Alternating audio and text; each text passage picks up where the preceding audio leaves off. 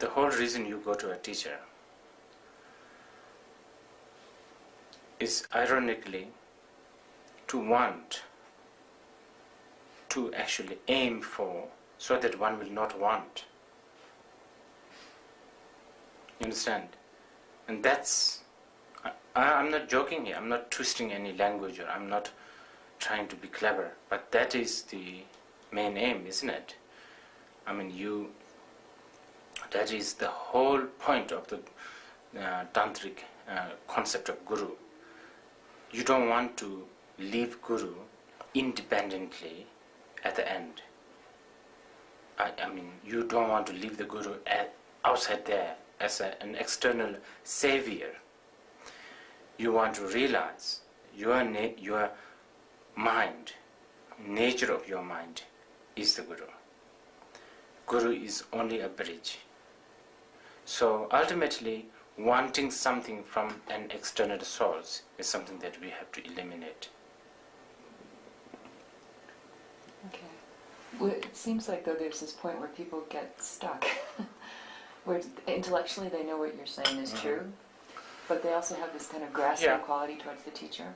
Yes, yes. Well, it's a very complicated relationship. Like a Zen master said, to study Buddhism is to study about yourself. To study Buddhism is to study about yourself. To study about yourself is to forget about yourself.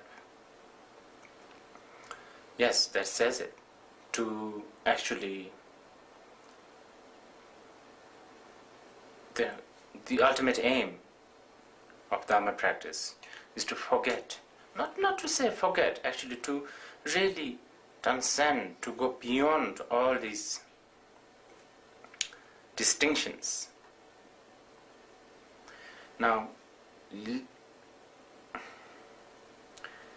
that should be the fundamental base where we develop the student and teacher's relationship. But not many times it happens this way. Many times student and relationship is just another relationship, boyfriend, girlfriend, husband, wife, man, woman. So that's why there's a game. When a student is insecure, students play games. When the guru is insecure also, gurus who are not accomplished, they have insecurity and they play games. That's why, first of all, students don't go to a teacher seeking for something they need. Rather, they go there to look for something they want. Similar thing happens from the teacher too.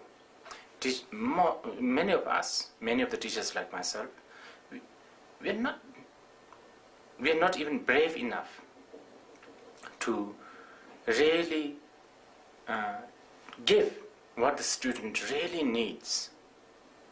And what student really needs could be very raw, very painful, very naked. And who has courage to do that? It's so difficult.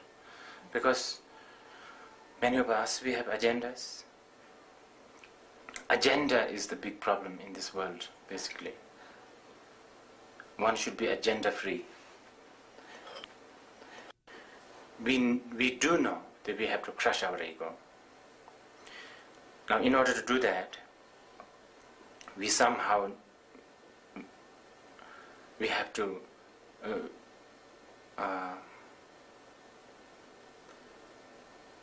see a model, so if you like, okay, a model who has done it, okay, and we have to admire that model.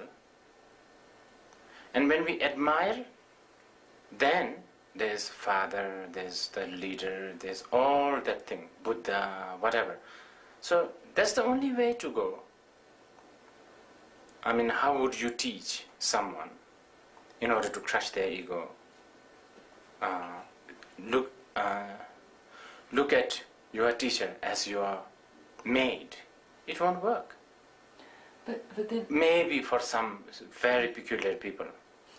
But it does work when you need to look upon as someone higher than you, or someone who's more pure than you. Is there a point where students can get stuck, though, as in like a parental relationship, not trusting their own? Oh yeah, that can happen. That's what I was saying before. Many teachers have many teachers don't have courage to give their children, their disciples, what they need, because they have agenda. They want to give them what they want. And that can spoil them. That can make them emotionally dependent on them. Very much. That's big responsibility for the teacher. If the teacher and the students are genuinely interested in the enlightenment.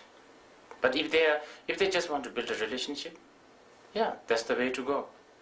One should be more superior, the other always a little bit inferior, attempting to become superior, but always one step behind.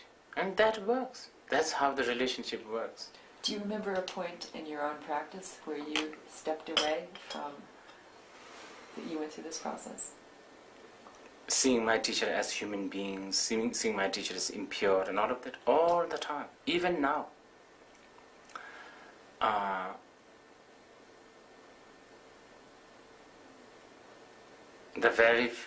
For instance, hypocrisy that people like I have, doing one thing in front of maybe a picture of my teachers, and do something else behind, you understand? And that shows that there's a lack of acceptance that your teacher is the Buddha. He knows everything. There's no such thing as behind the picture or in front.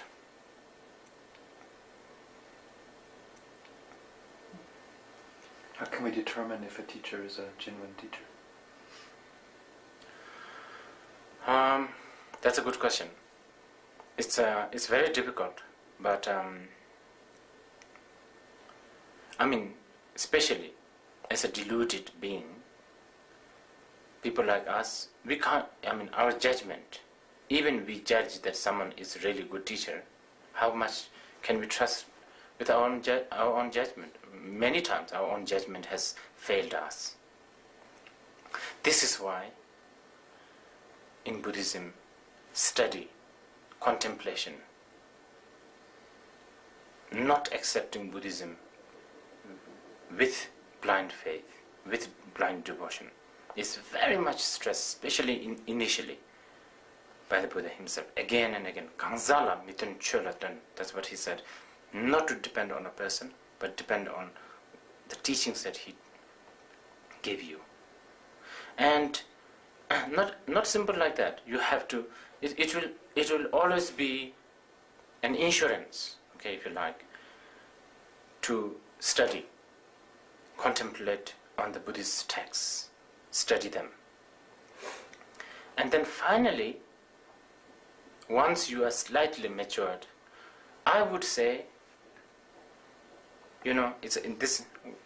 Even all the other quality failed, okay. Maybe your teacher is not a learned, maybe not, gentle, straight enough, But one thing that I think you should look for is a teacher who is not interested in himself. A teacher who is totally interested in you and fellow sentient beings. Is there any value in Western students making a pilgrimage to Taksang or to Bodh Gaya? Yeah. Pilgrimage, although it has become very ritual now, it's sort of devotional, ritualistic thing.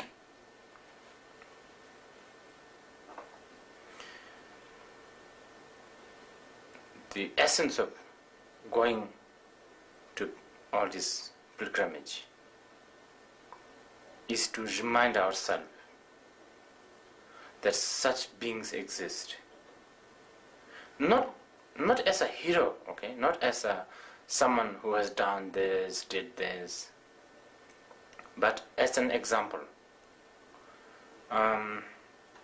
Like even going to places like Hiroshima probably can, even it is a minute, might remind you how we human beings destroy ourselves. It's like that. Going to Kushinagar, for instance, can remind you that life is impermanent, even the Buddha himself. Going to places like Saranath can remind you that one of the greatest, I'll just wait until that thing passes. Okay? One of the greatest thing that has been said in this world was said there. And then it might invoke a little interest. What did he say? Know the suffering. Abandon the cause of suffering, and so on and so on. So important, to remind ourselves. I mean, of course, if you're a good practitioner, you don't need these things, but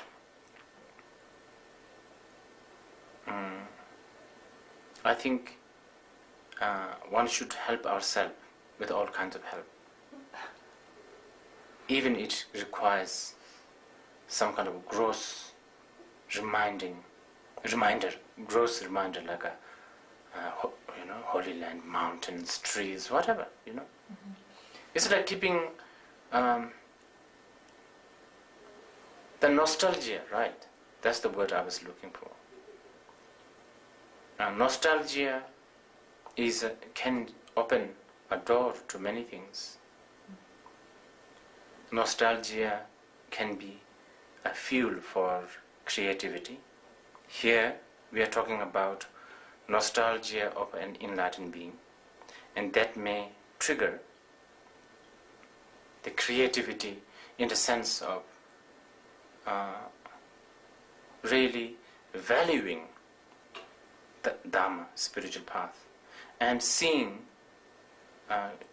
futility of this worldly life. Devotion in Buddhism is actually trusting in cause, condition and effect. It's something that the scientists do. If you cook an egg, you need a certain cause and condition. Stove, pot, water, fire, gas, whatever. And if you have no obstacle, egg will be cooked. That's for sure. And you can trust on that. That's how for centuries people cook the egg, because of that. And that trust in cause, condition and effect is so-called devotion in Buddhism. Can one make a movie without having an agenda? Mm-hmm. But you want to say something, isn't it, in the movie? Isn't that an agenda?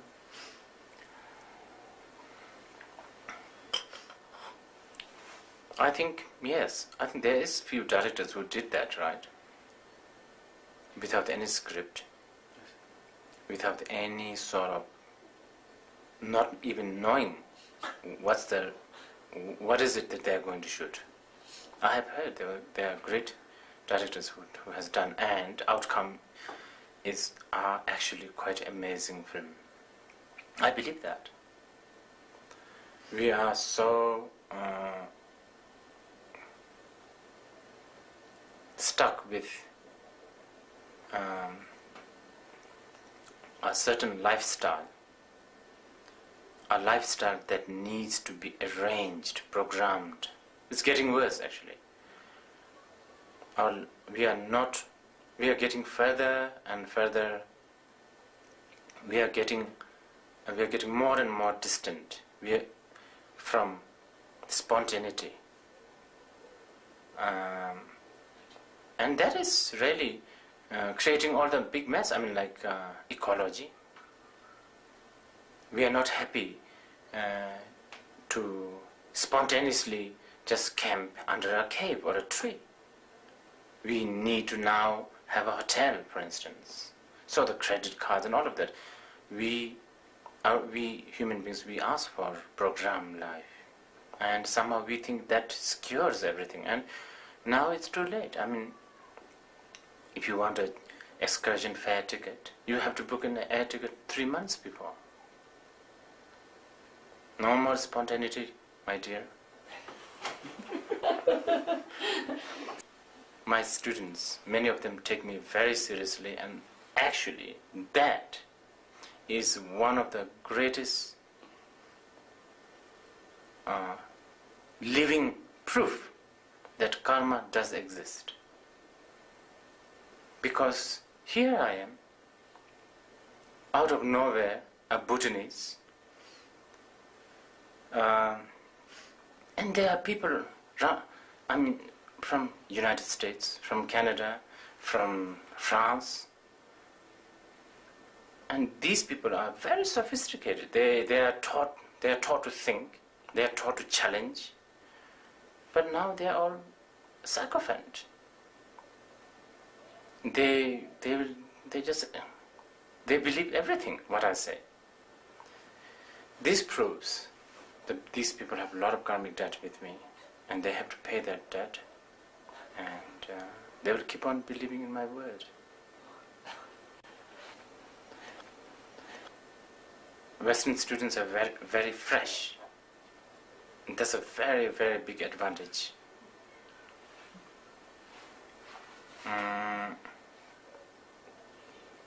Easterners, they're more confident with the path, and just because there's a trust. Because I guess it's the society. It's a like extended family. If the mother is busy, shopping, she can trust and live it with, like the 14th uncle or the auntie, whatever. So that also is within the Dhamma. Like there is that trust. But you see, the thing is, the very trust can also has its own disadvantage, because then it becomes blind faith.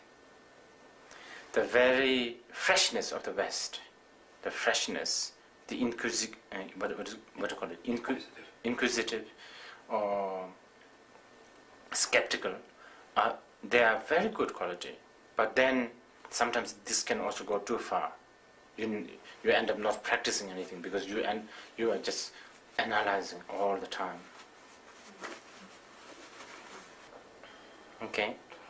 I'll ask one question. I'll stick my neck out here. Your students consider you enlightened, Rinpoche. Do you consider yourself enlightened? Me? No, because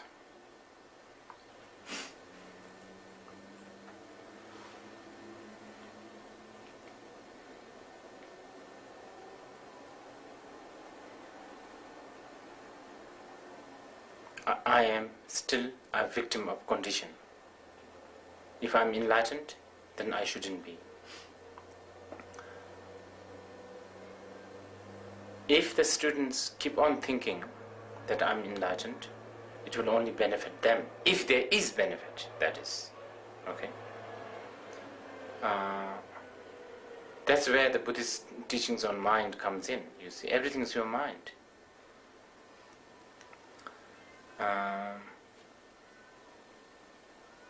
Can you say a bit more about that, Rinpoche? I know you've said it many times other places, but just for purposes of this. It's like, it's like, let's say you are, I don't know, you are in a bus or something, and person hop in the bus and sat next to you, and this person may be, I don't know, going through a big problem, and you, without even you realizing, You didn't do anything. Maybe you just sat there, right? But somehow this person thinks that you have helped him a lot. I don't know, by stepping over his toes or something, I don't know. Now, he is not your healer or he is not your liberator. But the other person thinks so. Understand? And it will give the other person a sort of benefit. It can give the other person the benefit of keep on thinking that this person helps you. This happens a lot. I received so many thank you notes from people, thanking me for helping them because when they were in this and that danger, I don't know, turmoil, depression. And honestly, I tell you, I wasn't thinking about them at all. Like they would say, oh, thank you for your prayer, now it's all okay. Sometimes I don't even know who the person is writing to me, you understand? Let alone actually think them in the prayer. Similarly, this happens a lot. Actually, this is something I should tell you. Because as much as the student, many people think the student is more like a weaker side, and the teacher is the power side, isn't it? Sometimes it's not that true. You know what I mean? I think there's a word. The teacher's side is the power, the stage of, you as a teacher you can control. That's what people think, but that's not necessarily true.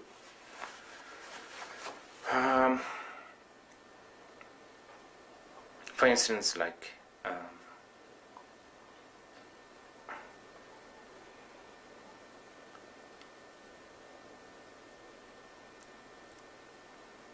I have, personally, I've had some problems with some ladies whom I don't even know.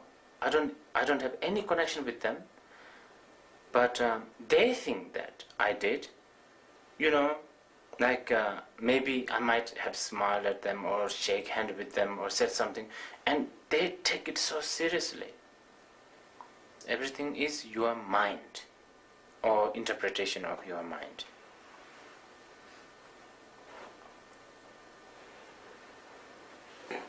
Everything is your imagination, and there is nothing that is not an imagination. Therefore, imagination is very powerful. Imagination is only reality that we have. Within the imagination, there is a fantasy and the reality in the relative world. Buddhists in general, they are trying to train people's mind to think on gentleness, kindness, love, compassion, and so on and so on. That's all path. But when you talk about everything as mind, you are approaching to the ultimate truth. Ultimately, yes, as we approach to the ultimate truth, first thing we have to realize is that then we are not talking about path, okay? You see, don't bring the path in here. When we talk about a path, of course we have to talk about goodness and badness and all that. What needs to be abandoned, what needs to be practiced. But as we approach to the ultimate, then we don't talk this anymore.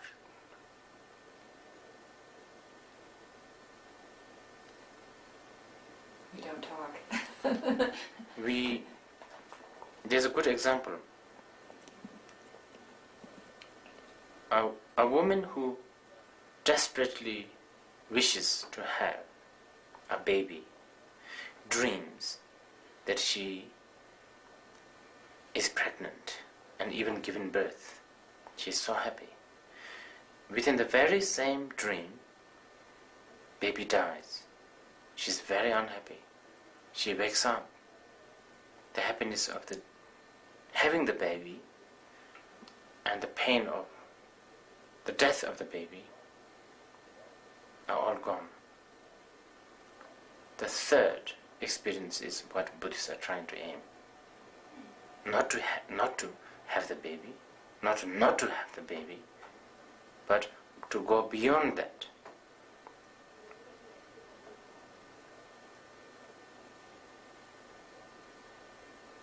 Okay. Thank you, Rinpoche.